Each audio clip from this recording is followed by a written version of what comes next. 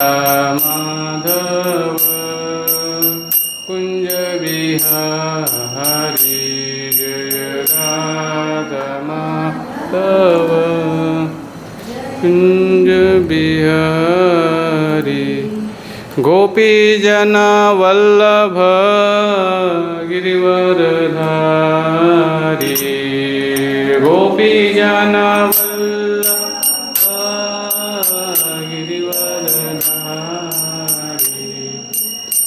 यशोदानंदन व्रज जन रंजन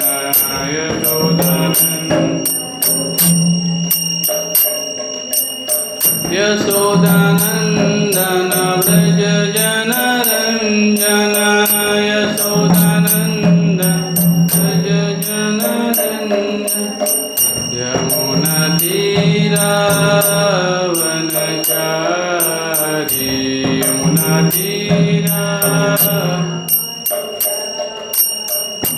यमुना तीरावनचारी यमुना तीरावनचारी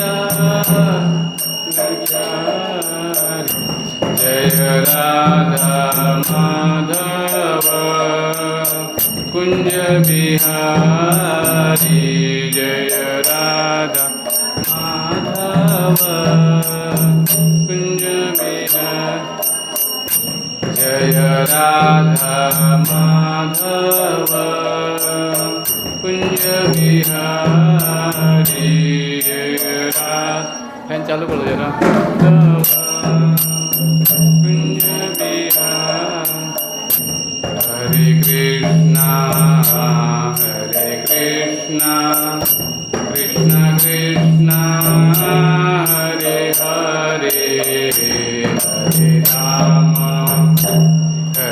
राम राम राम हरे हरे हरे कृष्णा कृष्णा हरे हरे हरे राम राम राम हरे कृष्णा कृष्ण कृष्ण हरे हरे हरे राम राम राम हरे हरे हरे कृष्णा कृष्ण कृष्ण हरे हरे हरे राम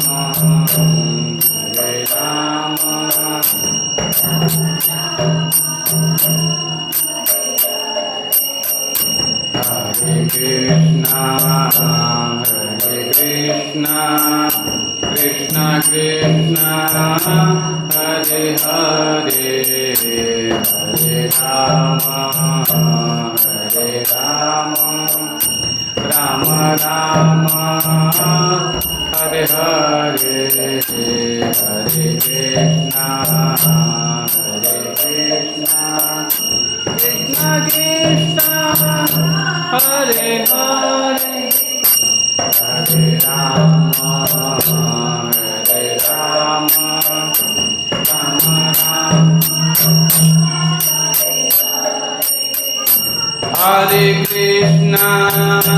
हरे कृष्णा कृष्ण कृष्ण हरे हरे हरे राम राम राम हरे हरे हरे कृष्णा कृष्ण कृष्ण हरे हरे हरे राम राम राम हरे Krishna Krishna Krishna Hare Hare Hare Rama, Hare Rama, Rama Rama, Hare Hare, Hare Krishna, Krishna Krishna, Hare Hare, Hare Rama, Hare Rama.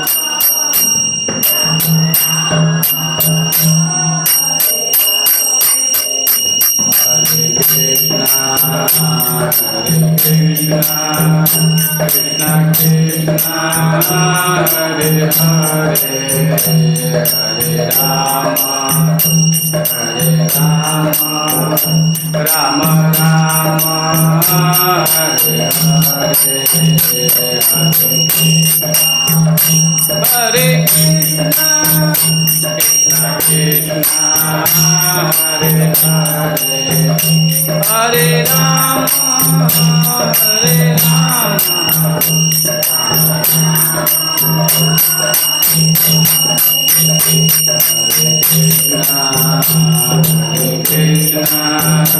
Krishna Krishna, Krishna Hare Hare, Hare Rama, Hare Rama, Rama Rama, Hare Hare, Hare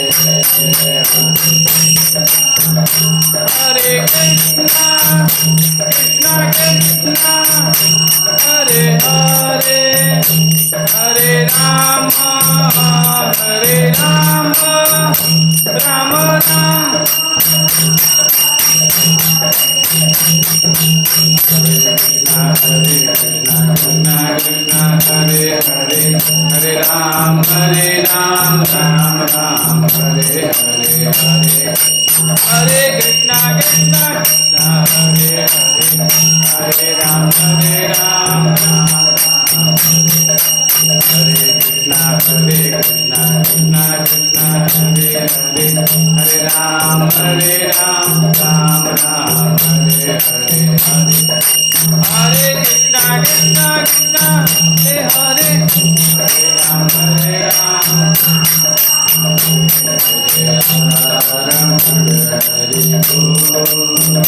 Jai Jai Radha Rama, Hare Ramana, Hare Bol, Jai Jai Radha Ramana, Hare Bol, Jai Jai Radha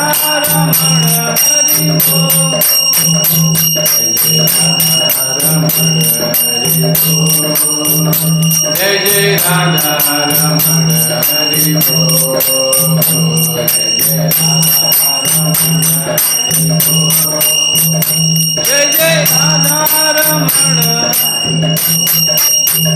Jai Jai Radha Ramana, Hare Bol, Jai Jai Radha Ramana, Hare Bol, Jai Jai Radha Ramana, Hare Bol, Jai Jai Radha Ramana, Hare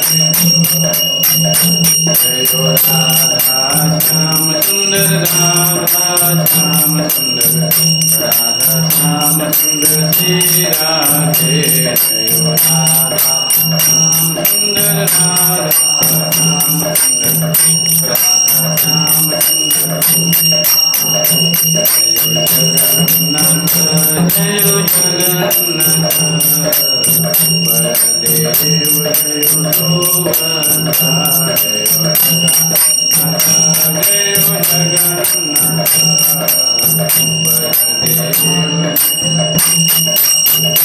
Jai Subhadra, Jai Jai Gauranitai, Jai Gauranitai, Gauranitai, Jai Gauranitai, Jai Gauranitai, Jai Gauranitai, Gauranitai, Jai Gauranitai, Jai Jai Prabhupada, Jai Srila Prabhupada, Jai Jai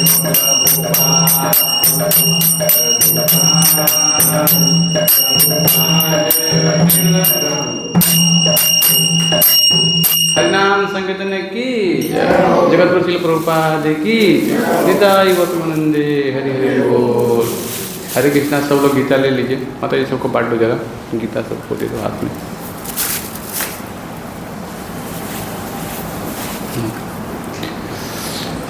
थोड़ा हम सब लोग साथ में मंगलाचरण करेंगे। भूमिका में लिखा है और उसका अनुवाद भी पढ़ते जाइएगा साथ में, है ना। मैं संस्कृत में पढ़ूंगा, आप लोग उसका अनुवाद उसमें लिखा है गीता में, वो पढ़ना है। ओम अज्ञानतिमिरान्धस्य ज्ञानाञ्जनशलाकया चक्षुरुन्मीलितं येन तस्मै श्रीगुरुवे नमः। श्रीचैतन्यमनोभीष्टं स्थापितं येन भूतले स्वयं रूपः कदा मह्यं ददाति स्वपदान्तिकम्। वन्देऽहं श्रीगुरोः श्रीयुतपदकमलं श्रीगुरून् वैष्णवांश्च श्रीरूपं साग्रजातं सहगण रघुनाथान्वितं तं सजीवं साद्वैतं सावधूतं परिजनसहितं कृष्ण चैतन्यदेवं श्रीराधा कृष्ण पादान् सहगण ललिता श्रीविशाखाविन्तांच। हे कृष्ण करुणा सिंधु दीनबंधु जगत्पते गोपेश गोपिकाकांत राधाकांत नमस्तुते। तप्त कांचन गौरांगी राधे वृंदावनेश्वरी विश्वभानुसुते देवी प्रणमामि हरिप्रिये। वाञ्छाकल्पतरुभ्यश्च कृपा सिन्धुभ्यैव च पतितानां पावनेभ्यो वैष्णवेभ्यो नमो नमः। श्रीकृष्ण चैतन्य प्रभु नित्यानंद श्री अद्वैत गदाधर श्रीवासादि गौर भक्तवृंद। हरे कृष्णा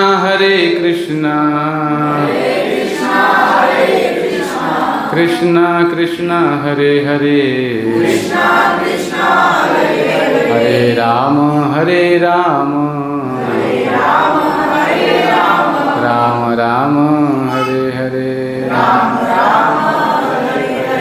हरे कृष्णा। तो सभी का स्वागत है इस्कॉन मंदिर बड़ौदा में, श्री श्री राधा श्याम सुंदर मंदिर में। आज हम भगवत गीता के अध्याय 6 के 19 नंबर श्लोक से पाठ करेंगे।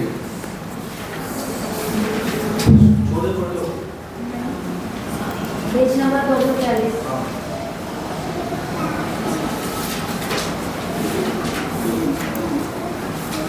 मेरे पीछे बोलेंगे सब लोग। यथा दीपः निवातस्थः न इंगते सा उपमा स्मृता योगिनः यतचित्तस्य युज्यतो योगात्मनः। मेरे पीछे बोलेंगे सब लोग। यथा दीपो निवातस्थो नेंगते सोपमा स्मृता योगिनो यत चित्तस्य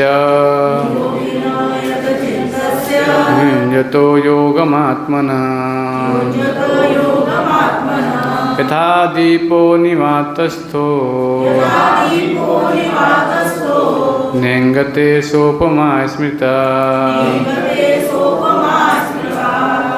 योगिनो यत चित्तस्य युञ्जतो योगमात्मना। यथा दीपो निवातस्थो नेंगते सोपमा स्मृता योगिनो यत चित्तस्य युञ्जतो योगमात्मना। कोई पढ़ेगा एक श्लोक? पढ़िए। यथा दीपो निवातस्थो यथा दीपो निवातस्थो नेंगते सोपमा स्मृता नेंगते सोपमा स्मृता योगिनो यत चित्तस्य युञ्जन्तो योगमात्मनः। युञ्जनो योगमात्मना। पढ़िए, और कोई पढ़ेगा? यथा दीपो निवातस्थो यथा दीपो निवातस्थो नेंगते सोपमा स्मृता नेंगते सोपमा स्मृता योगिनो यत चित्तस्य योगिनो यत चित्तस्य युज्यतो योगमात्मना। योगिनो यत आत्मना। पढ़िए, और कोई पढ़ेगा?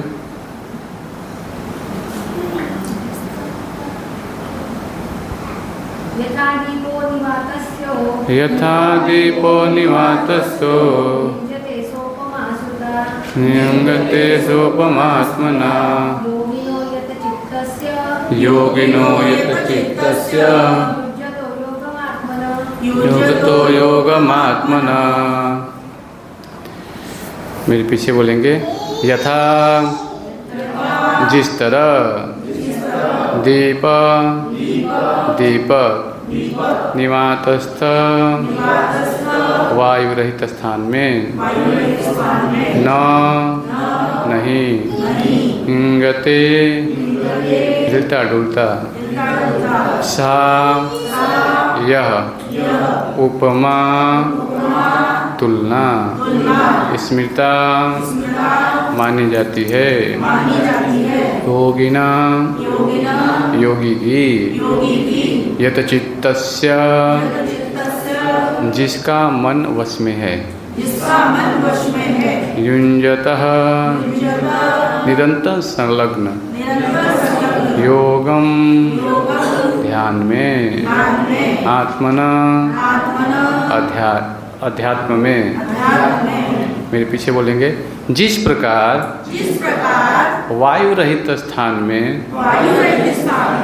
दीपक हिलता डुलता नहीं उसी तरह जिस योगी का मन वश में होता है वह आत्म तत्व के ध्यान में सदैव स्थिर रहता है।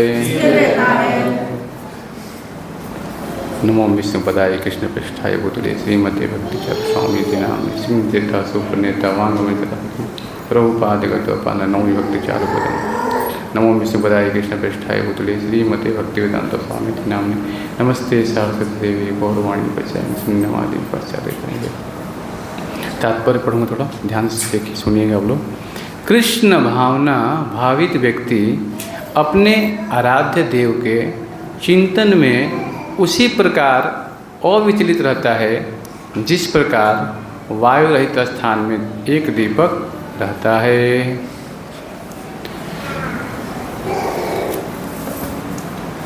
अच्छा, पिछले क्लास में क्या क्या चर्चा हुआ, कोई एक एक पॉइंट बता सकता है? कुछ याद है आप लोगों को?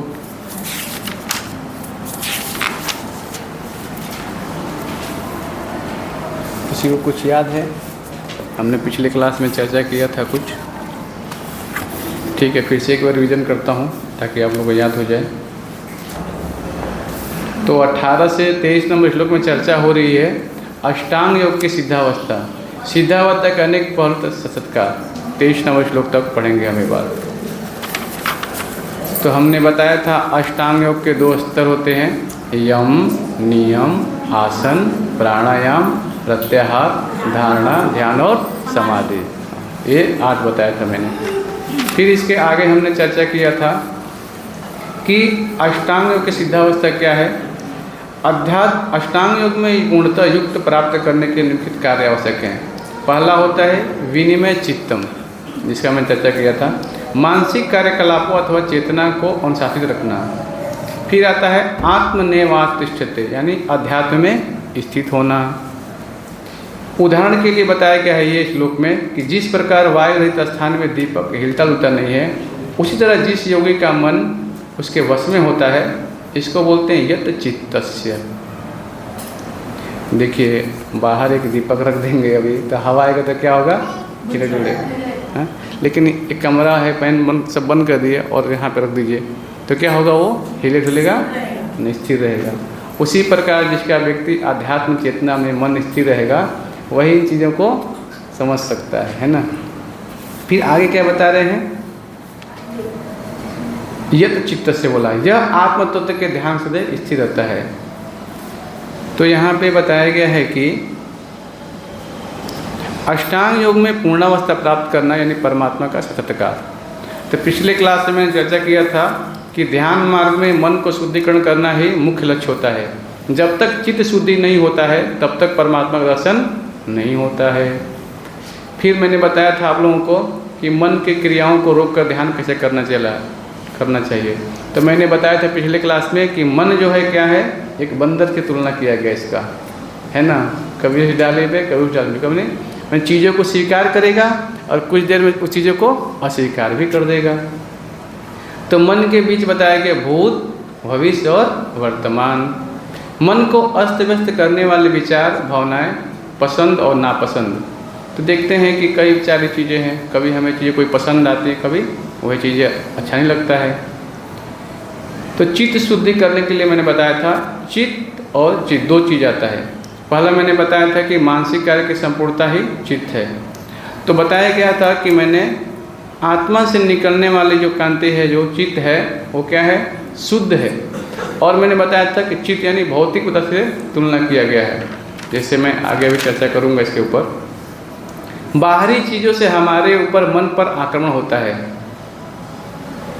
देखिए हम जाते हैं बाहर, देखते हैं हर चीज़ें हम देखते रहते हैं, है ना।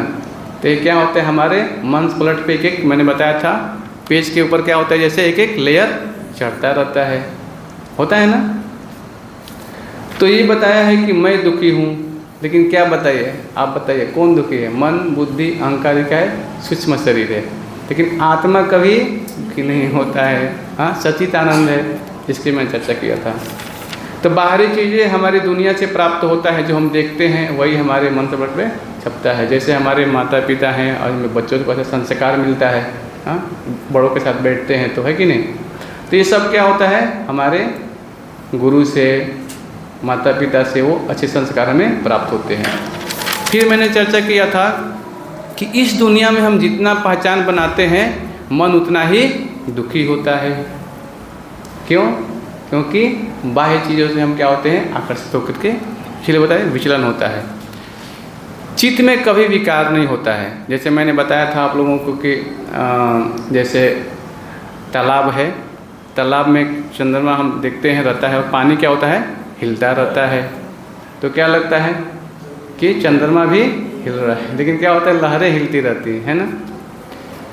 तो ये मैंने आप लोगों को चर्चा किया था, एक बार मैं आपको दिखा देता हूँ ताकि आप लोगों को, हमारा जो माइंड है वो क्या करता है, वो देखता है, इमेजिंग करता है ना।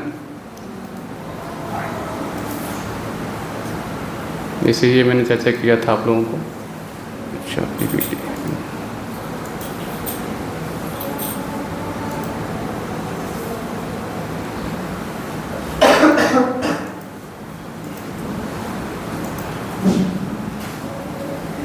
ये देख रहे हैं ना सामने, जैसे तालाब है उसमें चंद्रमा दिख रहा, पानी हिलेगा तो क्या होगा, चंद्रमा भी हिलता नजर आएगा। तो अब हमें जानना है कि मन भी वैसे ही है, वो क्या होता है हमारा हमेशा चंचल स्वभाव का होता रहता है, विचलन करता रहता है। लेकिन यही चीज़ देखिए, जब पूर्णिमा का चंद्रमा है लेकिन तालाब एकदम शांत हो जाए, हिले डुले नहीं, तो फिर क्या होगा, स्पष्ट नजर आएगा। उसी प्रकार से बताया गया यहाँ पे कि योगी क्या करेगा, असली स्थिति में जाने के लिए लहरों को रोक देगा और आत्मा से अपनी पहचान करेगा। हाँ, जैसे मान लीजिए पानी गंदा है, तो उसको असली स्थिति आने में के लिए क्या करना पड़ेगा, पानी को सफाई करते हैं, है ना। वैसे चित्त रूपी दर्पण को सफाई के लिए बताया गया है क्या, चित्त वृत्ति निरोध।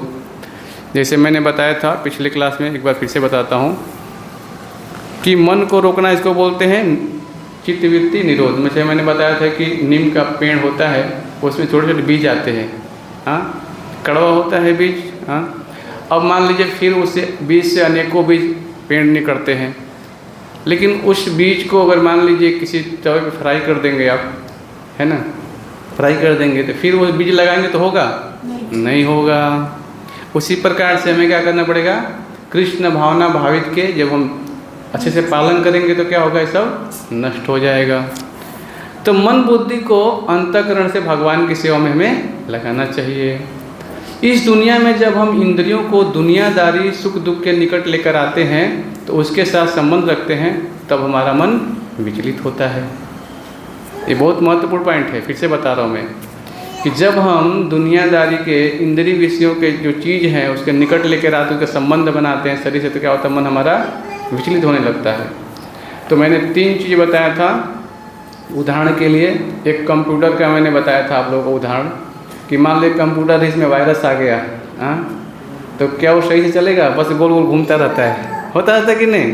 हाँ, इसी प्रकार से हम मन में जो देखते हैं अनेक चीज़ें लेते रहते हैं, अंदर क्या होता है, हमारे अंदर हलचल होता है। इसके लिए एंटीवायरस रहते हैं, हरे कृष्णा कृष्णा कृष्णा हरे हरे, हरे राम राम राम हरे हरे। तो मैंने 3 दिया था उदाहरण को, काम क्रोध और लोभ। तो क्रोध को मैं दिया था दुर्वासा ऋषि। दुर्वासा ऋषि को बताया गया था कि अनावश्यक क्रोध करके खुद को खतरे में डाल लिया उन्होंने, हाँ, अम्बरीश महाराज के प्रति। और लोभ दुर्योधन, हाँ, 1 इंच सोई भी जमीन नहीं दूंगा है कि नहीं। हाँ, सब मेरे लिए, अनेक वस्तुएं क्या है, मेरे भोग के लिए।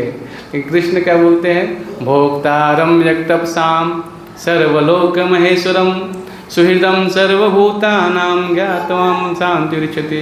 सारे चीज़ों का भोक्ता मैं हूँ। हाँ, और दुर्योधन क्या बोल रहा है कि मैं मेरी एक सुई की नोक पे जमीन नहीं दूंगा। और जो काम है रावण का देखते हैं। तो मन क्या है, अंदर से काम क्रोध लोभ को हमें छोड़ देना चाहिए। कैसे, सर्प के समान बताया गया है, ये हमें ठीक से रहने नहीं देता है। तो बताया गया कि वर्जित चीज़ों के पीछे हमें भागना नहीं चाहिए, तभी हम जीत सकते हैं। और लोग को बताया गया कि अनावश्यक चीज़ों से हमें इकट्ठा नहीं करना चाहिए। अब जितना हमें आवश्यकता उतना ही हमें क्या करना चाहिए, स्वीकार करना चाहिए वस्तुओं को। तो ये मैंने पिछले क्लास का एक बार रिवीजन किया। फिर आज के क्लास में हम थोड़ा सा 20, 21, 22, 23 नंबर पढ़ेंगे श्लोक। मेरे पीछे बोलेंगे सब लोग, ये श्लोक बहुत महत्वपूर्ण है, बोलिए सब लोग। यत्रो परमते चित्तम निरुद्धं योग सेवया यत्र चैवात्मनात्मानं पश्यन् आत्मनि तुष्यति सुखम् आत्मनिकं यत् बुद्धिग्राहं मतेन्द्रियम् वेत्ति यत् न चैवायं स्थितः चलति तत्त्वतः यं लब्ध्वा चापरं लाभं मन्यते नाधिकं ततः यस्मिन् स्थितो न दुःखेन गुरुणापि विचाल्यते तं विद्वा दुःखं संयोगं योगं योगसंज्ञितम्। अनुवाद: सिद्धि की अवस्था में जिसे समाधि कहते हैं, मनुष्य का मन योगाभ्यास के द्वारा भौतिक मानसिक क्रियाओं से पूर्णतः संयमित हो जाता है। इस सिद्धि की विशेषता यह है कि मनुष्य शुद्ध मन से अपने को देख सकता है और अपने को आप में आनंद उठा सकता है। उस आनंद में स्थिति में वह दिव्य इंद्रियों द्वारा असीम दिव्य सुख में स्थित रहता है। इस प्रकार स्थापित मनुष्य कभी सत्य से विपत नहीं होता और इस सुख की प्राप्ति हो जाने पर वह इससे बड़ा कोई दूसरा लाभ नहीं मानता। ऐसी स्थिति को पाकर मनुष्य बड़ी से बड़ी कठिनाइयों में भी विचलित नहीं होता। यह निस्संदेह भौतिक संसर्ग से उत्पन्न होने वाले समस्त दुखों से वास्तविक मुक्ति है। तो ये 28 नंबर श्लोक तक हमें चर्चा, 27 तक होगा चर्चा, एक साथ है सब श्लोक के। तो मैं इसका एक बार फिर से 24 से लेकर के 27 तक हम अनुवाद पढ़ लेते हैं और एक साथ सब चर्चा करेंगे। मेरे पीछे बोलेंगे। स निश्चयेन योक्तव्यो योगो निर्वाणम चेतसा संकल्प प्रभवा कामान् त्यक्त्वा सर्वान् शेषतः मनसेन्द्रियं ग्रामं विनियम्यं समन्ततः। मेरे पीछे बोलेंगे आप लोग। मनुष्य को चाहिए कि संकल्प तथा श्रद्धा के साथ योगाभ्यास में लगे और पथ से विचलित न हो। उसे चाहिए कि मनोधर्म से उत्पन्न समस्त इच्छाओं को निरपराध रूप से त्याग दे और इस प्रकार मन के द्वारा सभी ओर से इंद्रियों को वश में करे। 25 नंबर। सैन्य सैन्य रूपम मेदन बुद्धया धृति गृहीतया आत्मसंस्थं मनः कृत्वा न किंचिदपि चिन्तयेत्। धीरे धीरे क्रमशः पूर्ण विश्वास पूर्वक बुद्धि के द्वारा समाधि में स्थित होना चाहिए और इस प्रकार मन को आत्मा में ही स्थित करना चाहिए तथा अन्य कुछ भी नहीं सोचना चाहिए। 26 नंबर। यतो यतो निश्चलति मनः चलति मस्थिरम् ततस्तो नियमन्येदात्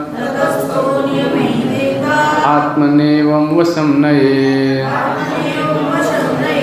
मन अपनी चंचलता तथा अस्थिर के कारण जहाँ कहीं भी विचरण करता हो, मनुष्य को चाहिए कि उसे वहाँ से खींचे और अपने वश में लाए।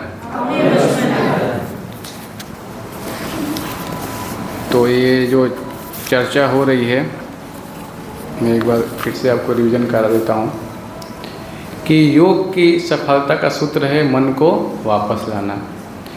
यतो यतो निश्चलति मनः चलति अस्थिरम। मन अपनी चंचलता के कारण जहाँ अस्थिर हो, उसे चाहिए कि हम, ये क्यों होता है? रजोगुण की आसक्ति के कारण होता है। ततो स्तम नियमेत। मनुष्य को चाहिए कि वैसा से खींचे। तो ये बताया गया है कि अष्टांग योग की सिद्धावस्था को प्राप्त करने के दो चीज़ है, परमात्मा का साक्षात्कार होना। अभी आप देख रहे हैं आज का जो विषय है, एक देख रहे हैं कोई भक्त है क्या कर रहा है, इस संसार की तुलना ये भौतिक शक्ति क्या है, अंधकार से की गई है। देख रहे हैं ना आप लोग, अब अंधकार है ये भौतिक संसार, और यहाँ पे जो भक्त है क्या चीज़ छोड़ रहा है, नीचे देखिए यहाँ पे वाइन पड़ा है, सिगरेट पड़ा है, सब पड़ा है, टीवी जो देख रहे हैं, अलग अलग पैसा रुपया अनेक वस्तुएं यहाँ पे क्या हुई है, पड़ी हुई है। जो आवश्यकता नहीं है उसको क्या हमें रखने की आवश्यकता नहीं है। तो इन चीज़ों को जब तक हम छोड़ेंगे नहीं तब तक हमारा मार्ग क्या होगा, प्रशस्त नहीं होगा। तो इन चीज़ों को हमें हटा करके भगवान को क्या करना चाहिए, अपनी बुद्धि लगाना चाहिए, तभी जाके हमें सब क्या होगा, यम लब्धवा चापरम लाभम मनते नाधिकम तत्व। अभी देखिए इस संसार में प्रत्येक व्यक्ति कार्य कर रहा है ना, तो 4 रोटी खाएगा, जो अमीर है वो भी 4 रोटी खाएगा, जो गरीब है कि नहीं, हाँ। लेकिन जितनी आवश्यकता उतने हमें संग्रह करना, बाकी क्या करते हैं, जैसे मैं बताया था, आप लोग को उदाहरण क्लास में बताया था, जैसे एक चिड़िया है, आप चावल के दाने छीट दीजिए, है ना, और एक गोनी का चावल भी रख दीजिए, तो क्या होगा, चिड़िया आएगी, जितना मुँह में दाना होगा चुकेगी और चली जाएगी। लेकिन उसी रास्ते से कोई मनुष्य आ रहा है तो क्या करेगा, देखा अरे बढ़िया गोनी का चावल रखा है, पता नहीं किसका है, देखेगा और क्या करेगा, लेके चला जाएगा। लेकिन प्रकृति के हिसाब से वो पक्षी है, जितनी आवश्यकता उतना है अपने मुंह में रखेगा। तो ये सारी चीज़ें क्या है, प्रकृति हमें सिखा रही है। तो ये बताएगा यम लब्धवा चापरम लाभम मनते नाधिकम तथा, इससे बड़ा लाभ क्या हो सकता है। आत्मा के बारे में जब हमको मालूम चल गया, हाँ, कि भगवान की भक्ति करना से ही क्या होगा, हमारे पूर्ण रूप से हम भगवान की सेवा में लग सकते हैं। क्या है श्लोक, जीवेर स्वरूप है कृष्णेन्द्र नित्या दास, हम भगवान के अंश हैं और हमारा कार्य भगवान की सेवा करना।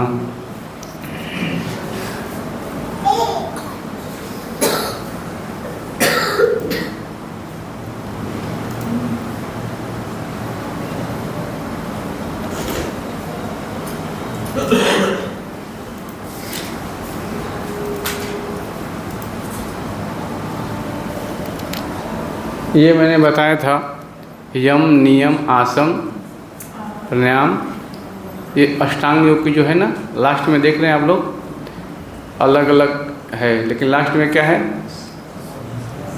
ये जो चीज़ है समाधि तक जाता है, ये अष्टांग पद्धति है, लेकिन आज कलयुग में संभव नहीं है ना। फिर आगे मैं दिखाता हूँ आप लोगों को।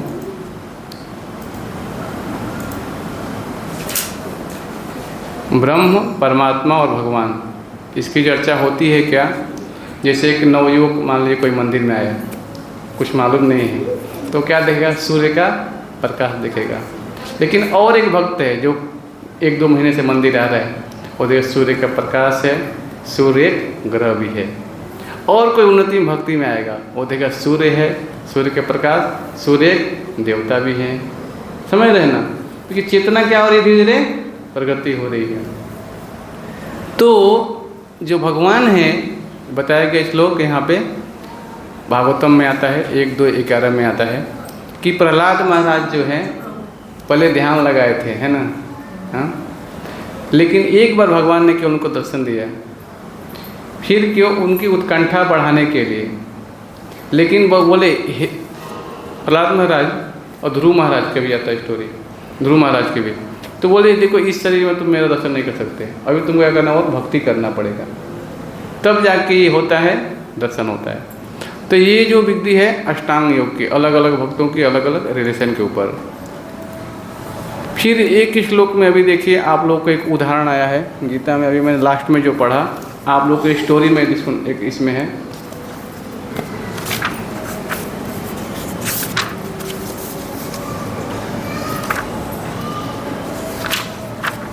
आज समय कम है, मैं सोच रहा हूँ चैतन्य महाप्रभु के बारे में थोड़ा बताऊँ आप लोगों को, क्योंकि अभी उनका आविर्भाव दिवस है और चैतन्य महाप्रभु के बारे में जानना बहुत ज़रूरी है। क्योंकि कहीं भी आप चले जाएंगे, इसलिए प्रभुपाद जी ने हर मंदिर में चैतन्य महाप्रभु को स्थापित किया, क्योंकि कोई जानता नहीं उनके बारे में, कृष्ण स्वयं है ना। तो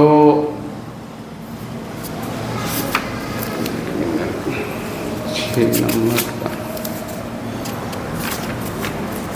हाँ 26 नंबर श्लोक में देखिए, 26 नंबर श्लोक में, और ये 24 नंबर श्लोक, 24 से 26 तक मैं बताऊंगा। ये 24 नंबर का है। 24 नंबर में आया है उत्साह निश्चात धैर्य तत्तर कर्म प्रवातनाथ संगताग सतोवितो षड्वीर भक्ति प्रसिद्धि थी। मनुष्य को पूर्ण हार्दिक उत्साह, धैर्य तथा संकल्प के साथ भक्ति योग का पूर्ण रूपेण पालन भक्त के साथ रहकर निर्धारित कर्मों को करने तथा सत्कार्यों में पूर्णता लगे रहने पर कर सकता है। पेज नंबर 244 पे है जो मैंने पढ़ा अभी। तो इसके में एक उदाहरण आता है, संकल्प की बात आती है। मनुष्य को चाहिए कि उस गौरय का आदर्श ग्रहण करे जिसके सारे अंडे समुद्र की लहरों में मग्न होते हैं। कहते हैं कि एक गौरैया ने समुद्र तट पर अंडे दिए, किंतु विशाल समुद्र उन्हें अपनी लहरों में समेट ले गया। इस पर गौरैया अत्यंत क्षुब्ध हुई। उसने समुद्र के अंडे लौटा देने के लिए कहा, किंतु समुद्र ने उसकी प्रार्थना पर कोई ध्यान नहीं दिया। अतः उसने समुद्र को सुखा डालने की ठान ली। वह अपनी नन्ही सी चोंच से समुद्र का पानी निकालने लगी। सभी उसके इस असंभव संकल्प का उपहास करने लगे। उसके इस कार्य की सब चर्चा चलने लगी। तो अंत में भगवान विष्णु के विराट वाहन पक्षीराज गरुड़ ने यह बात सुनी। उन्हें अपनी इस नन्ही पक्षी बहन पर दया आई और वे गौरैया से मिलने आए। गरुड़ उस नन्ही गौरैया के निश्चय से बहुत प्रसन्न हुए और उन्होंने उसकी सहायता करने का वचन दिया। गरुड़ ने तुरंत समुद्र से कहा कि उसके अंडे लौटा दे, नहीं तो स्वयं आगे आना पड़ेगा। इससे समुद्र भयभीत हुआ और उसने अंडे लौटा दिए। वह गौरैया गरुड़ की कृपा से सुखी हो गई।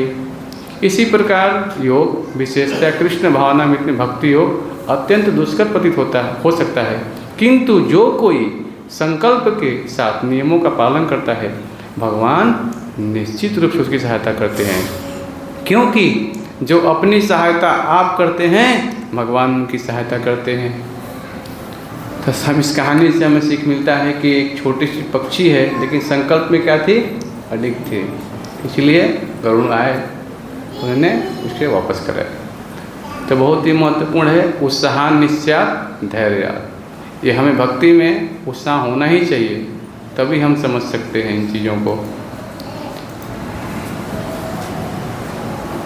तो अलग अलग लोग अलग अलग कार्य करते रहते हैं, है ना। तो हमें चाहिए कि हम इन चीज़ों कृष्ण भावना भावित में लगाएं, तभी हम समझ सकते हैं इन चीज़ों को। फिर 18 नंबर में आया था, ये फ्रीडम का आया था।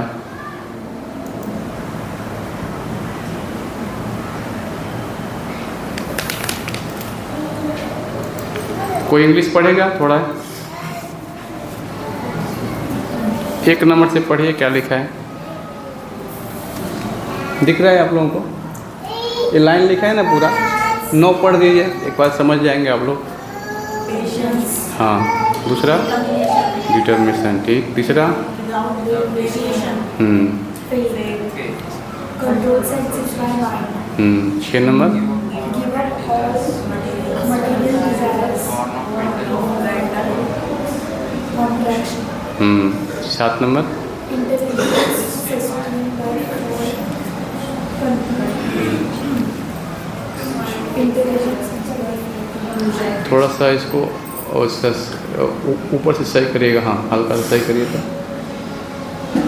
हल्का सा और थोड़ा सही करो, उस साइड करो, उस साइड बराबर करो। हाँ, अभी सही है, अभी दिख रहा है आप लोगों को? थोड़ा सा सही करो, वापस थोड़ा सा हल्का सा सीधा करो, और बस बस हो गया। अभी दिख रहा है? हाँ। तो ये भागवत गीता के जो श्लोक है ना, सब पे चर्चा हुई है, यहाँ पे वो बताया गया है। अभी मैं चैतन्य महाप्रभु के बारे में बताऊंगा, क्योंकि समय बहुत कम है, थोड़ा सा उनके आविर्भाव के बारे में। क्योंकि यहाँ पे 18 तारीख को 4 तारीख को तो होली है, तो सब लोग आइए, और चैतन्य महाप्रभु का अभिषेक होता है यहाँ पे, उनके बारे में थोड़ा मैं बताना चाहूँगा। तो चैतन्य महाप्रभु का जो प्राकट्य है, बताया गया है कि श्री भगवान 1407 शकाब्द में फाल्गुन पूर्णिमा की संध्या वेला के समय अवतीर्ण हुए थे, और भगवत इच्छा से उस संध्या को चंद्र ग्रहण था। और ग्रहण के समय हिंदू जनता द्वारा गंगा नदी में या किसी अन्य पवित्र नदी में स्नान करने और शुद्धि के लिए वैदिक मंत्रों का उच्चारण करने की प्रथा है। तो आज भी देखते हैं कहीं भी ग्रहण लगता है तो क्या करते हैं लोग, भगवान का नाम लेते हैं और कोई कार्य नहीं करते हैं, बैठ जाएंगे भगवान का नाम लेंगे और जैसे ही वेला खत्म नहा धोआ करके फिर वो अपना कुछ चीज़ें टच करते हैं। ये भारतीय में चीज़, बाहर के देशों में ये सब देखने को नहीं मिलेगा। हाँ, अतएव जब भगवान चैतन्य का जन्म चंद्रग्रहण के समय हुआ उस समय सारा भारतवर्ष हरे कृष्णा कृष्णा कृष्णा हरे हरे, हरे राम राम राम हरे हरे की दिव्य ध्वनि से गूंज रहा था। श्री भगवान के 16 नाम अनेक पुराणों तथा उपनिषदों में उल्लिखित है और इस युग में तारक ब्रह्म नाम से वर्णित है। शास्त्रों का अभिमत है कि यदि श्री भगवान के इन पवित्र नामों का निरपराध भाव से जप कीर्तन किया जाए तो इससे पतित जीवों का भवबंधन से उद्धार हो सकता है। अभी मैं आपको बताऊंगा कि भागवतम कब लिखा गया था। कौन बताएगा? ग्रंथ था श्रीमद् भागवतम, किसी को मालूम है? देखिए श्रील व्यासदेव जरा जो लिखा गया ग्रंथ है ना, ये 12 स्कंद है और 18 पुस्तकें से मोटी मोटी आती है। ये आज से 5000 साल से पहले भी हम देखते हैं श्रील व्यासदेव द्वारा लिख दिया। आगे क्या होने वाला है उसकी भी इसमें चर्चा की गई है। तो मैं थोड़ा बताऊंगा आपको चैतन्य महाप्रभु के बारे में। भागवतम में भी वर्णन है, आप पढ़ेंगे श्रीमद् भागवतम तो बताया गया है 11वां स्कंद के 5वें अध्याय के बताया गया 32 नंबर श्लोक में। मेरे पीछे बोलेंगे सब लोग। कृष्ण वर्णम तिषा कृष्णम सांगोपांगा सपार्षदम यज्ञै संकीर्तन प्राये यन्ति ही सुमेधसा। मेरे पीछे बोले सब लोग। कलयुग में बुद्धिमान व्यक्ति श्री भगवान के उन अवतार की पूजा करने के लिए सामूहिक कीर्तन करते हैं जो निरंतर श्री कृष्ण के नाम का गायन करते हैं। यद्यपि उनका वर्ण श्यामल कृष्ण नहीं है, किंतु वे साक्षात श्री कृष्ण हैं। वे अपने संगियों, सेवकों, आयुधों तथा विश्वास पात्र साथियों के संग रहते हैं। ते भागवतम में श्री नारद मुनि द्वारा वसुदेव जी को दिए जाने वाली शिक्षाओं का यहाँ बताया गया, चर्चा होती है। अभी हम देखेंगे कि जो छठभुज अवतार है, आप लोग कितने लोग मायापुर गए हैं? कोलकाता कोई गए हैं? नहीं गए? एक आदमी गया। तो हम देखते हैं कि 2 जगह आता है देखने के लिए। अब जाएंगे मायापुर में तो चैतन्य महाप्रभु का जो द्वीप है उसमें से एक द्वीप आता है, वहाँ पे छठभुज अवतार की विग्रह है। और गुजरात में एक जगह भी है। आप लोग कितने लोग गए हैं? ये नदी है भरूच के सामने जो नदी होती क्या नाम है? हाँ, नर्मदा नदी। तो हाँ, वहाँ पे भी चैतन्य महाप्रभु छठभुज अवतार की एक विग्रह है, जहाँ पे चैतन्य महाप्रभु एक हाथ में क्या लिए हैं? 6 हाथ है उनके पास। तो क्या क्या लिए हैं भगवान? कोई बताएगा? देखेंगे। हाँ, एक चैतन्य महाप्रभु में हाथ में कमंडल लिए हैं और एक धनुष लिए। नहीं, धनुष और वो तीर जो है राम के जैसा है उनका, है ना। और एक भगवान बांसुरी बजा रहे एक हाथ से। तो हम देखते हैं 6 हाथ से 6 लिए हुए हैं वो, है ना। तो ये शास्त्रों में पहले ही बताया गया है कि चैतन्य के आदि लीला में श्री कृष्णदास कविराज गोस्वामी द्वारा उदित किया गया है। तो ये चैतन्य महाप्रभु की जो जीवनी है चैतन्य चैतामृत एक ग्रंथ है, आपको मिल जाएगी। जैसे हम पढ़ते हैं ना भागवतम, ये वृंदावन की लीलाएँ हैं कृष्ण की जो चर्चा हुई है, लेकिन चैतन्य चैतामृत जो है वृंदावन की लीलाएँ के भगवान ने वही लीलाएँ कहाँ किया? नवद्वीप मायापुर धाम में किया। और सारी जो बाल लीलाएँ उसमें सब लिखा गया है। तो श्रीमद् एसी भक्तिवेदांत स्वामी प्रभुपाद ने इस श्लोक की टीका इस प्रकार की है। यह पाठ श्रीमद् भागवतम में 11.5.32 में आया है, जहाँ पे श्रील जीव गोस्वामी ने श्रीमद् भागवतम पर की गई अपनी टीका क्रम संदर्भ में इस श्लोक की व्याख्या की है, जिसमें उन्होंने कहा है कि भगवान श्री कृष्ण सुनहरे रंग में भी प्रकट होते हैं। यह सुनहरे भगवान श्री कृष्ण भगवान चैतन्य हैं। तो भगवान चैतन्य का जो स्वरूप है कैसा है, वो कौन बताएगा?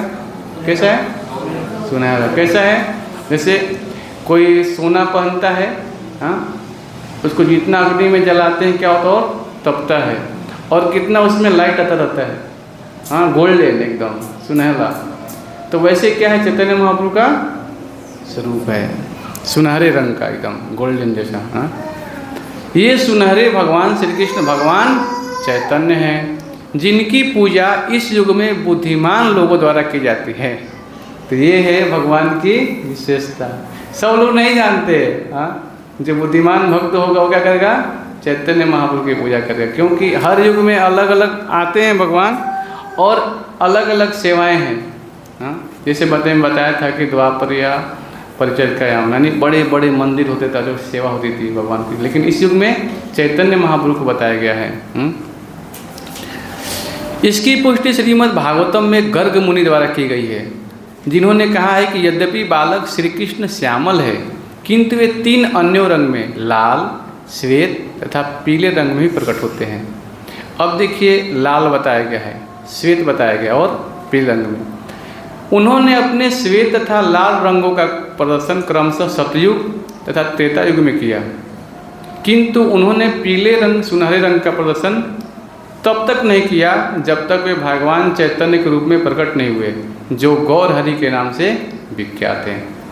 तो चैतन्य महाप्रभु कलयुग के लिए एक विशेष उदाहरण के रूप में है, क्योंकि कलयुग की जो आयु हुई कितना है? हाँ, कलयुग की जो 4,32,000 है, जिसमें से अभी कितना बीता है? 5,022 ऐसे कुछ बीता है अभी तक। लेकिन अभी अब देखिए, कलयुग का अभी मेन अवस्था हो रहा है, अभी से देखते हैं सब कुछ हो रहा है। हाँ, तभी देखते हैं कि कलयुग में धीरे धीरे और पाप बढ़ता जाएगा। हाँ, लोग तो पहचानेंगे भी नहीं। आगे आता है भागवतम में कि 20 वर्ष जो जी जाएगा बहुत है, भागवतम में आता है ना। तभी देखिए कलयुग धीरे धीरे और बढ़ेगा। लेकिन चैतन्य बाबू जानते थे कि अभी तो इतना आयु है, लेकिन पहले ही से सब लोग आईसीयू में भर्ती हो गए। आईसीयू में भर्ती तो क्या होगा? तो दवाई भी चाहिए ना बढ़िया। तो भगवान चैतन्य महाप्रभु क्या किया? वैसा भी दवाई भी लेके आए। वो क्या है? गोलकेर प्रेम धना हरि नाम संकीर्तन। तो श्रील जीव गोस्वामी बतलाते हैं कि कृष्ण वर्णन का अर्थ है श्री कृष्ण चैतन्य। कृष्ण वर्णन तथा कृष्ण चैतन्य समतुल्य हैं। कृष्ण नाम भगवान श्री कृष्ण तथा भगवान चैतन्य कृष्ण दोनों में आता है। श्री चैतन्य महाप्रभु पूर्ण पुरुषोत्तम भगवान हैं, किंतु वे श्री कृष्ण का वर्णन करने में सदैव लगे रहते हैं और इसी तरह वे उनके नाम तथा रूप का कीर्तन करके तथा स्मरण करके दिव्य आनंद पाते हैं। अब देखिए, नमो महावदन्याय कृष्ण प्रेम प्रदायते कृष्णाय कृष्ण चैतन्य नामने गौरस्ते नमः। तो भगवान भक्त के रूप में आए और कृष्ण की भक्ति करना कैसे स्वयं कृष्ण हमें सिखा रहे हैं। अब सोचिए, ये भी एक सोच के कैसा लगता है? कोई भक्त है अभी बताते हैं माला ऐसे करना है। हाँ, वृंदावन में जाता है, ये स्थान यहाँ लीला किया भगवान ने, यहाँ पे ये किया है कि नहीं? बताते कि नहीं भक्त लोग लीला में जा करके? तो वैसे भगवान चैतन्य महाप्रभु देखते हैं कि इन लोग को समझ में आने वाला नहीं है कि नहीं? तो अपने लीला के माध्यम से क्या करते हैं? हमें बताते हैं। हाँ, कि देखो स्वयं भगवान है, लेकिन कृष्ण की भक्ति करने के लिए हमें उपदेश दे रहे हैं। तो आगे बताया गया यहाँ पे कि वे उनके नाम रूप कीर्तन करके तथा स्मरण करके दिव्य आनंद पाते हैं और स्वयं भगवान श्री कृष्ण चैतन्य उपदेश देने के लिए चैतन्य महाप्रभु रूप में प्रकट हुए। वर्णयति, वर्णयति का अर्थ है कहता है या वर्णन करता है। भगवान चैतन्य सदैव कृष्ण नाम का कीर्तन करते हैं और उसका गुणगान भी करते हैं, और चूँकि स्वयं कृष्ण हैं अतः जो भी उनसे मिलता है वह स्वतः कृष्ण नाम का कीर्तन करता है और बाद में अन्यों से उसका कीर्तन करवाता है। वह दूसरे व्यक्ति में दिव्य कृष्ण भावनामृत आवेशित करता है, जिससे कीर्तन करने वाला दिव्य आनंद में लीन हो जाता है। एक बार क्या हुआ, चैतन्य महाप्रभु बनारस में गए थे, तो तो वहाँ पे बहुत सारे मायावादी सन्यासी थे। वो क्या करते, वेदांत सूत्र का पठन पाठन कर रहे थे। और चैतन्य महाप्रभु बस हरे कृष्णा कृष्णा कृष्णा हरे हरे, हरे राम राम राम हरे हरे, नाम लेके केवल नाचते रहते थे। बोले ये किसा सन्यासी है, वेदांत का पठन नहीं करता है, केवल भगवान अपने नाचता रहता है ना। ऐसा सोच करके लोग उनको पागल जैसा बोलने लगे। लेकिन वो आए तो बोले देखो तुम तो वेदांत का पठन पाठन नहीं करते हो और हमारे साथ खाते पीते नहीं, जाके गृहस्थों के यहाँ खाते पीते हो, आप उनके साथ रहते हो, कैसे सन्यासी हो आप। तो ऐसा करके आलोचना करने लगे। उन चैतन्य को देखो मेरे गुरु ने बोला है कि केवल भगवान के नाम का कीर्तन करना है और कुछ नहीं बोला, इसलिए मैं कीर्तन में रहता हूँ। तो आए और वहाँ पे चर्चा हुई और फिर चैतन्य महाप्रभु ने उन्हें शास्त्रों के द्वारा बताया, सब कुछ उपदेश दिया। फिर जब देखे कि जो अंग कांति है उनके शरीर से क्या हो रही है, प्रभा जैसे निकल रही है, इतना तेज निकल रहा था। अब देखिए मान लीजिए कोई एक अग्नि है, हाँ, लेकिन उसको आपने घड़े में बंद कर दिया है ना, तो घड़ा में बंद कर ढक दिया आपने, लेकिन जो अग्नि है वो हमेशा क्या होगी, प्रज्वलित होती रहेगी। समझ रहे हैं ना। ये सूर्य है, सूर्य आप देखिएगा अभी जब सुबह सूर्य निकलता नहीं है, अभी आने की क्यों सूचना देता है, उसके पहले ही सब कुछ उजाला हो जाता है। सुबह के समय होता है कि नहीं होता है, अभी सूर्य निकला नहीं है, किरणें आना बाकी हैं, केवल अभी उसकी थोड़ा सा अभी के बादल में थोड़ा हल्का सा भी चमक जैसा, लेकिन फिर भी सब कुछ स्वतः प्रकाशित होने लगता है। क्यों? क्योंकि सूर्य में तेज है।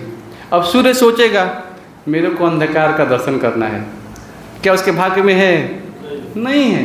वो जहाँ भी जाएगा क्या होगा, वो जहाँ भी जाएगा क्या होगा, वो हमेशा वो प्रकाशित हो जाएगा। समझ रहे ना। ये सारी चीज़ें हैं जो भगवान श्री कृष्ण में वही तेज है, इसको हम अंधकार से तुलना नहीं कर सकते। श्री कृष्ण है सूर्य सम, माया है अंधकार। जहाँ कृष्ण वहाँ माया का अधिकार नहीं है। तो बताया गया है कि ये जो 16 नाम है, जो हम नाम जब करते हैं ना, ये भगवान के द्वारा दिया गया है। क्यों? इसको लेकर यज्ञ है, यही यज्ञ। हम जंगल में जाकर तपस्या नहीं कर सकते। तो शास्त्रों का अभिमत है, यदि कोई भगवान के इन पवित्र नामों का निरपराध भाव से जप कीर्तन किया जाए तो इससे पतित जीवों का भवबंधन से उद्धार हो सकता है। भारत में तथा अन्यत्र श्री भगवान के असंख्य नाम है और वे सभी समान रूप से उत्तम हैं, क्योंकि वे सभी पूर्ण पुरुषोत्तम भगवान के सूचक हैं। चूँकि ये 16 नाम इस युग के लिए विशेष रूप से संस्कृत है, अतः लोगों को चाहिए कि इनका लाभ उठाए और उन महान आचार्यों के पद का अनुसरण करें जिन्होंने प्रमाणिक शास्त्रों के नियमों का पालन करते हुए सफलता प्राप्त की है। देखिए, मैं एक चीज़ स्पष्ट बता देना चाहता हूँ। लोग वृंदावन में जाते हैं और राधे राधे का नाम जपना माला में भी चालू कर, मंदिर में भी बहुत सारे लोग आ गए हैं, अनेकों लोग मिलते हैं अभी, वो बस नाम पे। देखिए, नामकारी बहुत है, बताया गया है नाम में शक्तियाँ है, लेकिन हमें क्या करना चाहिए? गुरु साधु शास्त्र के आधार पर जीवन जीना चाहिए। जब शास्त्र हमें बता रहा है यहाँ पे कि प्रमाणिक शास्त्रों से नियमों को जो पालन किया है सफलता, उन्हीं का हमें अनुसरण करना चाहिए। हरे कृष्ण महामंत्र की यहाँ पे चर्चा हो रही है, देख रहे हैं ना आप लोग, 16 अक्षर का। इसलिए हमें भी चाहिए कि हम बहकावे में न जाए। श्रील प्रभुपाद जी के बारे में सोचिए आप लोग, पूरे वर्ल्ड में कौन सा साधु है जो 70 साल की अवस्था में जाएगा अमेरिका और ये सब बताएगा, हाँ। लेकिन आज हमें बहना नहीं है उन चीज़ों में। हमें चाहिए कि हम क्या करें, केवल और शास्त्रों के द्वारा जो मंत्र दिया गया है, इसकी शास्त्रों में भी चर्चा आती है। इति षोडश नामना कलि कल्मष नाशनम, हाँ। ये 16 अक्षर का जो मंत्र है, ये कली के जो जितने भी दुष्गुण हैं सब नष्ट करने वाला है ना। तो हमें चाहिए कि हम इन नामों को जप करें। तो भगवान चैतन्यमय जीवन जो कार्य है इसके बारे में बताऊंगा मैं। महाप्रभु का आविर्भाव है चंद्र ग्रहण के एक साथ घटित होना और श्री भगवान की विशेष उद्देश्य का सूचक है। यह उद्देश्य था कि इस कली यानी कलह के युग में भगवान नाम का कीर्तन की महत्ता का प्रचार करना। तो भगवान आते ही हैं यदा यदा ही धर्मस्य, हाँ। तो भगवान चाहते हैं कि जब भी आए, हाँ, कि उनके गुणों का क्या हो, विस्तार हो, नाम को जाने लो, उनके गुण नाम रूप लीला को लोग समझे। तो ये कली यानी कला और पाखंड का युग है, ये कल है। अब आप सोचेंगे, आप जिधर भी दृष्टि घुमाइए आपको केवल दोष ही दोष दिखाई देगा, है कि नहीं? सबको मालूम है ये चीज़ें, तो कैसे बचेंगे आप बताइए? ये है भगवान के नाम की महिमा। इस वर्तमान युग में छोटी छोटी बातों में कलह होने लगता है, सबका मालूम है, घर में होता है कि नहीं होता है, सबके जीवन में होता है। अतएव शास्त्रों ने इस युग की अनुभूति के सर्व समान मंच की संस्कृति की है, जो है कि भगवान के पवित्र नाम का कीर्तन करना। लोग अपनी अपनी भाषा तथा मधुर गीतों के द्वारा श्री भगवान की महिमा का गायन करने के लिए सभाएं कर सकते हैं, और यदि ऐसी सभाएं निरपराध भाव से की जाएं तो यह निश्चित रूप है कि भाग लेने वाले सभी को किसी कठिन विधि का पालन किए बिना ही क्रमशः आध्यात्मिक पूर्णता प्राप्त होगी।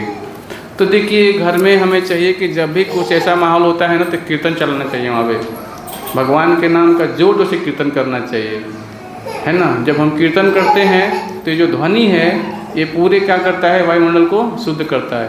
एक टेप आता है श्रील प्रभुपाद जी का मंत्र, वो हमारे घर में लगाना चाहिए प्रसाद बनाते समय सुबह सुबह, है ना। क्योंकि जो ध्वनि है ना, ये वाइब्रेशन क्या करता है हमें, ये हमारे कानों के माध्यम से जाता है और हमारी चेतना को हमेशा हमें शुद्ध करता है।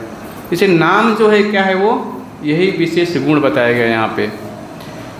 ऐसी सभाओं में सब लोग विद्वान तथा मूर्ख, धनी तथा निर्धन, हिंदू तथा मुसलमान, अंग्रेज तथा भारतीय एवं चंडाल तथा ब्राह्मण सभी दिव्य ध्वनि को सुन सकते हैं, और इस तरह वे अपने हृदय के दर्पणों से भौतिक संसर्ग की धूल को साफ कर सकते हैं। चेतो दर्पण मार्जनम भव महादावाग्नि निर्वापणम श्रेयम कैरव चिंद्रिका विदृणम विद्यावधु जीवनम आनंदाम बुद्धिवर्धनम प्रतिपूजाम प्रतिपूर्णामित स्वादनम सर्वात्मसनम परम विजयते श्री कृष्ण संकीर्तनम।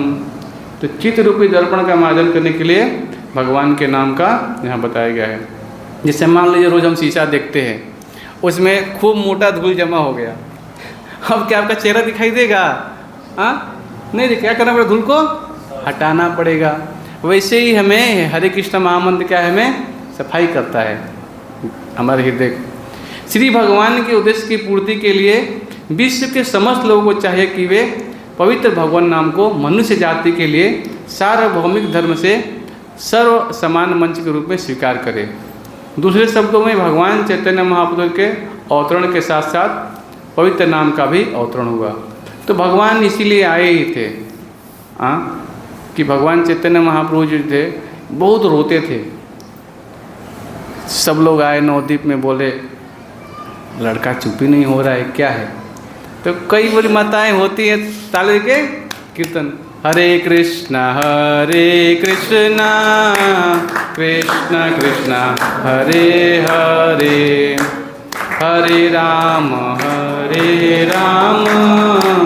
राम राम हरे हरे। चैतन्य बाबा चुप हो गए और हंसने लगे।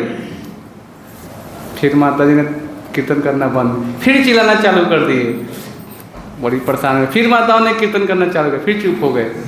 अब देखिए इनकी बचपन की घटना मैं बता रहा हूँ, आप चैतन्य चरितामृत में पढ़ेंगे तो भगवान अपने आचरण से लोगों से मुख से नाम बुलवाना चाहते थे। देखिए जन्म से ही अपना प्रचार चालू कर दिया। अभी हमें मौका मिला है तो हम क्या सोचते हैं, चलो माला बाद में कर लेंगे, शाम को कर लेंगे। नहीं, महत्वपूर्ण है ब्रह्म मुहूर्त में इसको करना चाहिए, है कि नहीं? तो अभी महाप्रभु अपनी माता की गोद में ही थे जब उनके पास एकत्र महिलाएं पवित्र नाम कीर्तन करती और तालियां बजाती, तो वे रोना बंद कर देते। इस विशिष्ट घटना को सारे पड़ोसी अत्यंत आश्चर्य तथा आदर के साथ देखते। कभी कभी छोटी लड़कियां भगवान को रुलाने और फिर पवित्र नाम का जप द्वारा उन्हें चुप कराने के आनंद लेती। इस तरह महाप्रभु अपने बाल्यकाल से ही पवित्र नाम की महत्ता का उपदेश देने लगे और भगवान चैतन्य बालकाल में निमाई कहलाते थे। यह नाम उनकी प्यारी माता द्वारा रखा गया था क्योंकि महाप्रभु का जन्म था उनके पिता घर के आंगन में उगे एक नीम के वृक्ष के नीचे हुआ था। तो अभी हम मायापुर कभी जाएंगे यात्रा लेकर के, अभी गए थे 4-5 महीने पहले, 300 लोग करीब गए थे। तो चैतन्य महाप्रभु के हम गए थे जन्माष्टमी में। आज भी नीम का पेड़ है और वहाँ पे गौड़ी मठ का मंदिर भी है जहाँ पे चैतन्य महाप्रभु के बारे में और सब कुछ है वहाँ पे। तो आप लोग चलिए एक बार देखिए चैतन्य महाप्रभु के जन्मस्थली को, तो बहुत ही महत्वपूर्ण है। अभी भगवान का अभिषेक होगा तो आप लोग आइएगा और प्रसाद भी लीजिएगा यहाँ पे। तो ये ज़रूरी है, जब हम चैतन्य महाप्रभु के बारे में नहीं जानेंगे तब तक हम समझ ही नहीं पाएंगे। हाँ, तो चैतन्य महाप्रभु जो है इस कलयुग के उद्धारक हैं, है ना। इसलिए हमें चाहिए कि हम चैतन्य महाप्रभु के घर पे फोटो फ्रेम रखें और उनकी अर्चना करें। और कैसे? कीर्तन के द्वारा। प्रसन्न करना है तो भगवान के कीर्तन के द्वारा। सोचो आज तो क्या है, सब लोग घर में बैठ जाइए, कीर्तन करिए, इसमें क्या खर्चा होने वाला है बताइए? कोई खर्चा होने वाला है क्या? कुछ नहीं। हाँ, जो भी आपके पास है केवल उसी को सेवा में लगाइए, है ना। तो ये सारी चीज़ें हैं। और मैं थोड़ा महाप्रभु की बाल लीलाएँ को थोड़ा और बताना चाहूँगा। जब महाप्रभु बाल रूप में आंगन में घुटने के बल चलना सीख ही रहे थे तो एक दिन उनके समक्ष एक नाग प्रकट हुआ और महाप्रभु उससे खेलने लगे। घर के सारे सदस्य भय से आदत से स्तब्ध हो गए, किंतु थोड़ी देर बाद नाग चला गया और माता ने बालक उठा लिया। कौन था वो नाग? कौन था? हाँ, चैतन्य महाप्रभु सामने जो नाग आया तब प्रकट हुआ था, वो कौन था? अभी सोचिए, अनंत शेष जो हैं भगवान को भी छोड़ के रह सकते हैं क्या? नहीं रह सकते। हाँ, भगवान जो है अनंत मुख से अनंत भगवान की लीलाओं का गुणगान कर रहे हैं। हम क्या गुणगान? हम तो कुछ नहीं कर रहे, लेकिन अनंत शेष हैं, उनके अनंत मुख हैं और अनंत मुखों से अनंत लीलाएं भगवान का गुणगान कर रहे हैं। कितने वर्षों से कर रहे हैं, कभी ख़त्म ही नहीं हो रहा है। सोचिए, तो भगवान है, अब उनके साथ तो आना है, उनको साथ है ना, तो आए। हाँ, और तो उनकी माता जी डर गई, कौन है आगे घर में सांप आ गया, ऐसा बोलते हैं। तो चल फिर वो क्या किए, दर्शन करके फिर चले गए।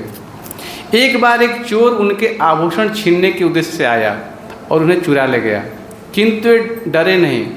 उस मोहग्रस्त चोर के कंधे पर चढ़े चढ़े यात्रा का आनंद लेते।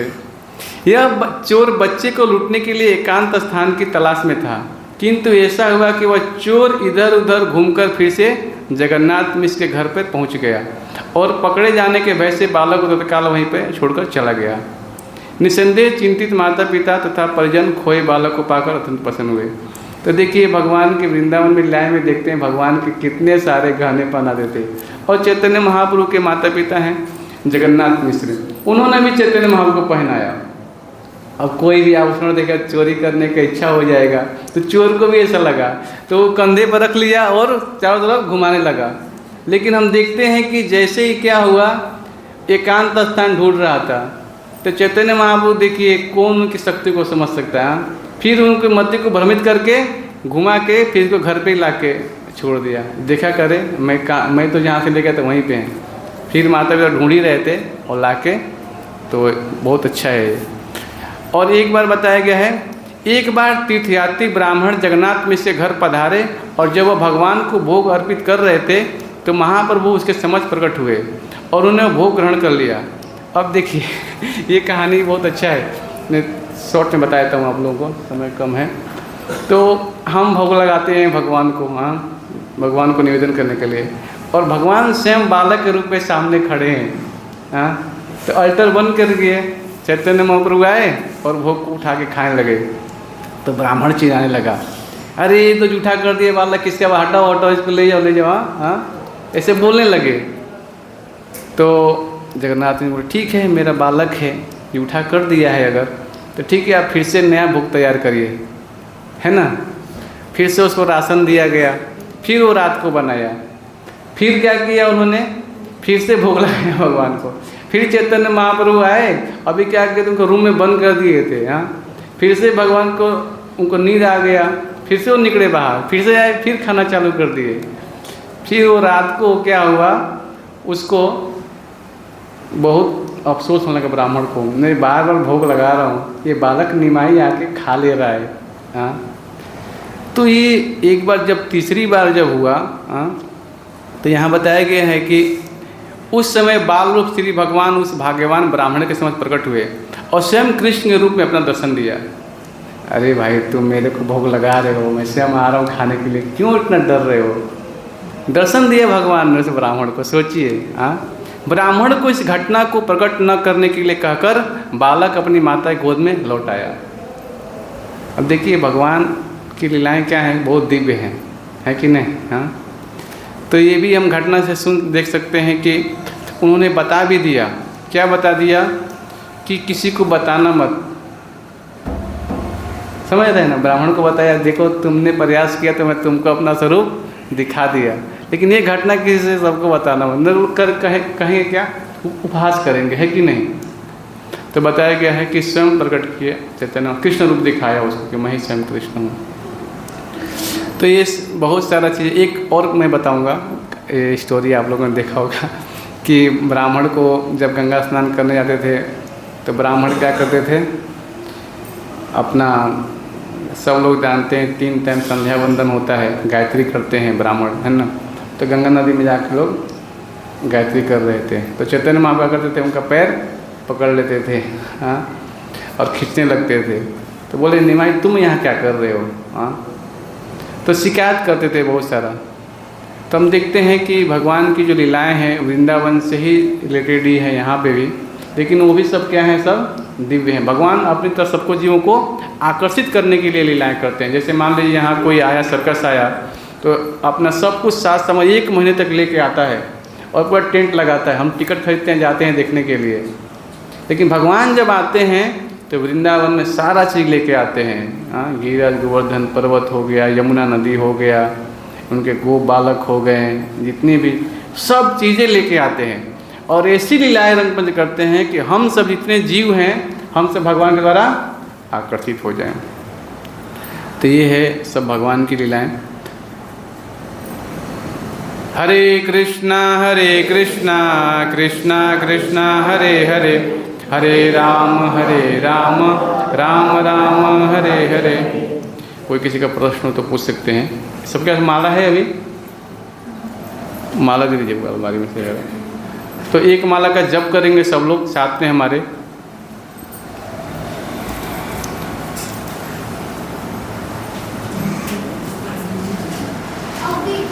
देखिए माला करने में कोई नियम काल नहीं है, हम कहीं भी माला कर सकते हैं। चलते कहीं जाते हैं, कहीं यात्रा करते हैं, बस में जाते हैं, तो समय होता है हमारे पास, है ना? उस समय माला हमें अपने पास में रखना चाहिए, है ना? उस समय का उपयोग हम माला जप करने में लगा सकते हैं। जो पहली बार आए हैं वो माला लेके जाइएगा और वो जप करिएगा भगवान के नाम का। बंद